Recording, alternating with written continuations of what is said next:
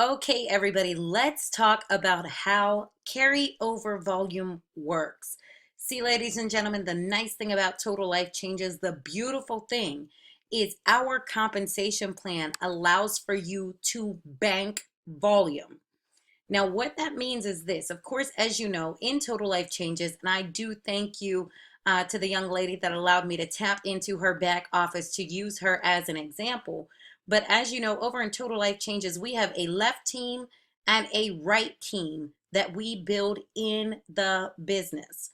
So what happens is, as you see on this particular person's left team, she has 4,629 volume points. On her right team, she only has 40 volume points. Now, what happens is at the close of the week, whatever volume is that you get paid out on, which is your weakest leg, so let's just say she gets paid out on the 40 in volume. They will subtract this 40 that she gets paid out of from the column in her left.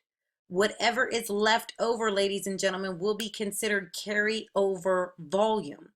So what happens is throughout the week, and I'm going to show you how this happens, week after week, as her organization is building, she starts accruing banked volume, carryover volume. So here's a prime example. Right now, for the week of December 4th through December 10th, she has a carryover volume of 32,283 points in her left leg. Okay, so the week closed on December 10th. That means December 11th, the new week starts. And remember, her carryovers in her left leg, and her total is 32,283. So what happens is on December 11th, when the new week starts out again, her left leg is automatically going to start with 32,283 volume points that you just don't see. So really what she did was she ended with 32,283 plus she had the 9,007 volume points from this week. Nothing was paid out in this column. So the almost 40,000 in volume will now carry over up to this week. So the carryover volume is any volume that you have not been paid out on. As long as you have an active auto ship and as long as you are binary qualified, you will be able to bank this volume and use this volume for rank. So if you notice down here, she had all of these zeros. That's because she was not binary qualified or she did not have an active auto ship. So it was not banking her volume. It flushed out to a zero week after week.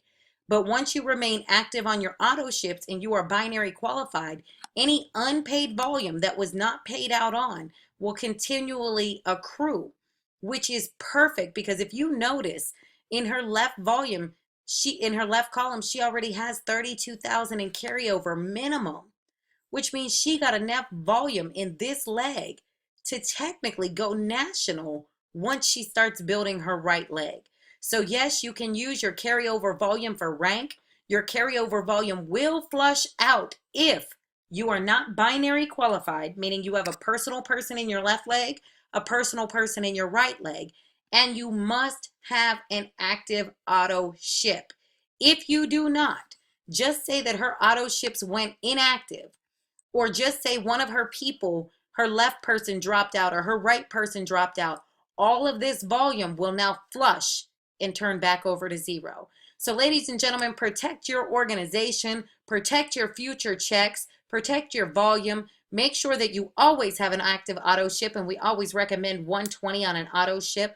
But alongside an active auto ship, make sure you are binary qualified by putting one person on your left team, one person on your right team. To be honest, it could be your auntie, sister, brother, nephew, cousin, uncle. It could be anybody. Put on your left, anybody on your right. It will now allow you to bank volume for future rank. Again, Candace Byrd Davis on the importance of carryover volume.